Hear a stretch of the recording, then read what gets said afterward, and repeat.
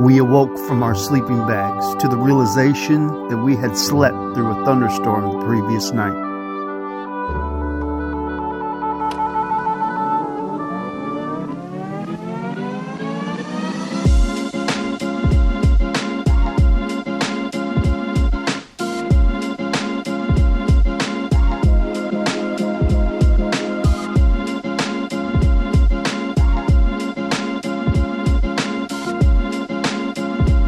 I soon discovered that it pays to purchase a new replacement filter before embarking on a through-hike adventure. A few days prior, I had soaked a previously used filter, thinking that since each B-free filter from Katadyn has a promise of filtering 1,000 liters, that I'd still get some use out of it. It pays for itself to have a fresh, unused filter for each new adventure you go on. Joe made the best reference. He said, "You figure you'll buy at least one drink while you're on vacation, right? Well, one replacement filter costs at least $26. So by itself, it's worth its weight for the amount of drinks you can get yourself on trail." Thanks, Joe. So anyways, because of this, my filter was slowly developing a plug, which made filtering water extremely tough. Lesson for the day: never cheap out on your hike.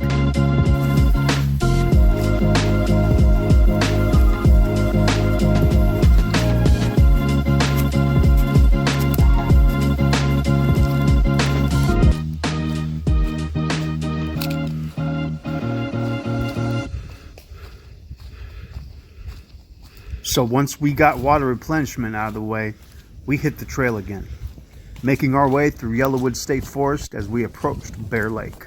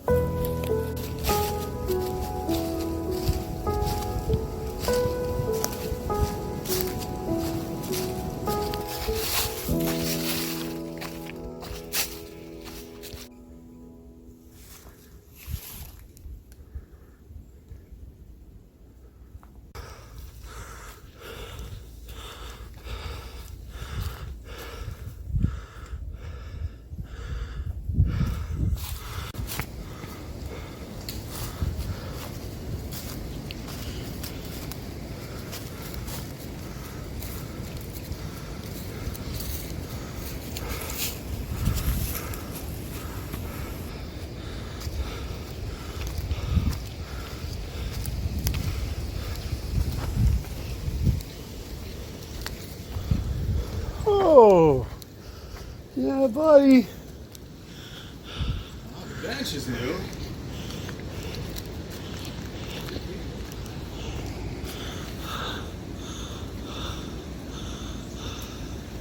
Last time I was here, as far as the memories. It was still early when we made it to Fox Den Shelter.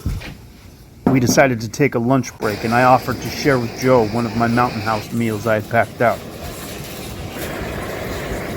During our rest stop, we discovered a guest book, and Joe left our names in the book.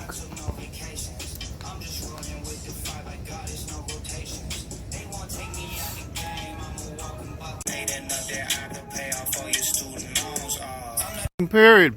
Right? That's all you need to know.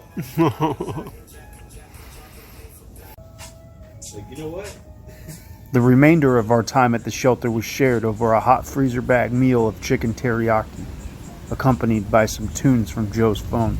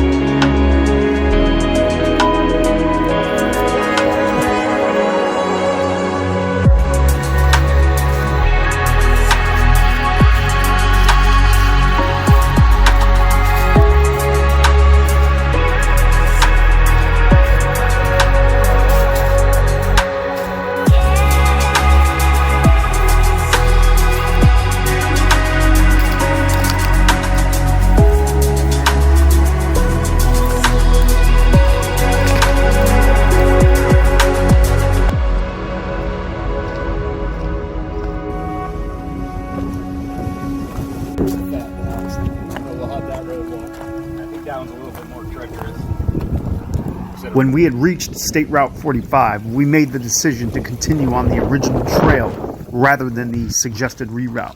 The reroute was created due to a potentially unsafe section involving a railroad track crossing. So instead of adding 2 unnecessary miles to our trail, Joe and I carefully crossed the track, making sure to stay clear of any oncoming trains. While I managed to do it without incident, I must stress that this decision was my own and not one I recommend others to take lightly.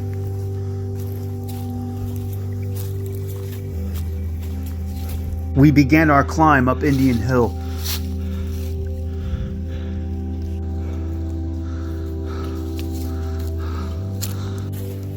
"886 feet later, we made it to the Indian Hill shelter, where we took a lull to rest our tired legs, backs, and our feet. Drop our stuff. I know that there's...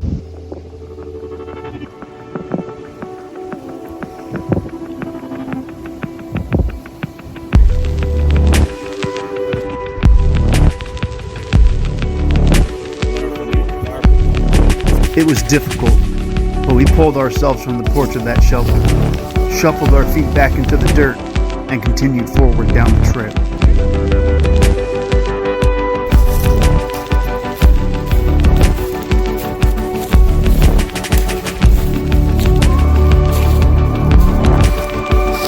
As we approached the Plum Creek Road crossing, we encountered a very brief spell of rain. I saw it as an opportunity to try out my poncho pack cover for a second time since buying it. Eventually, the clouds gave way to sunshine, and our spirits were lifted.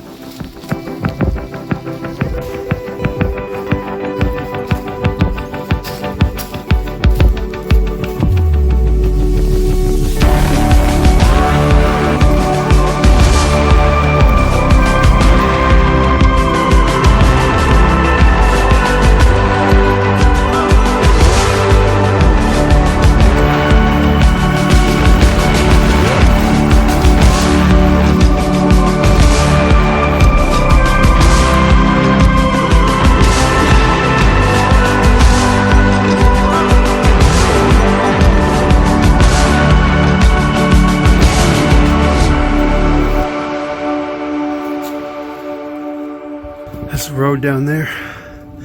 Came from there, going up this thing.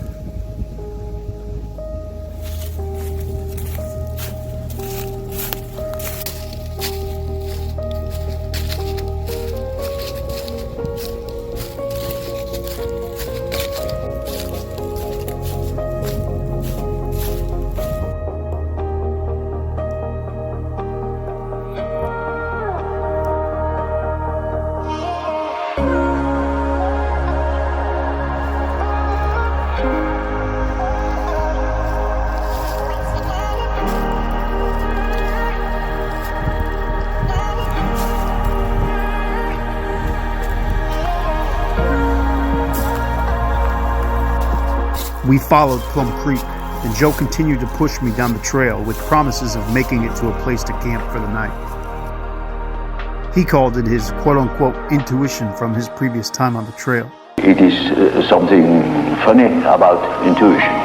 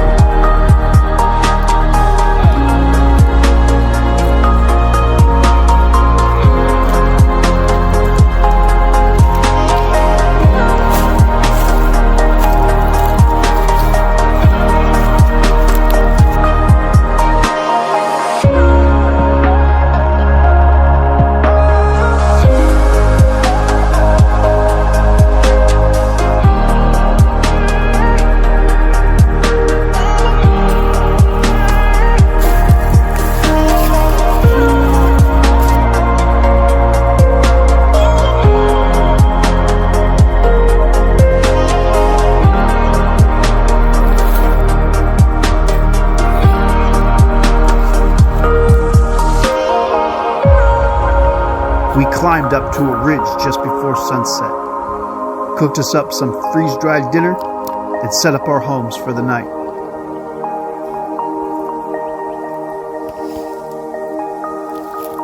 We had hiked 17 miles from the first backcountry shelter, and my body was most grateful the moment it rested onto my inflatable sleeping pad.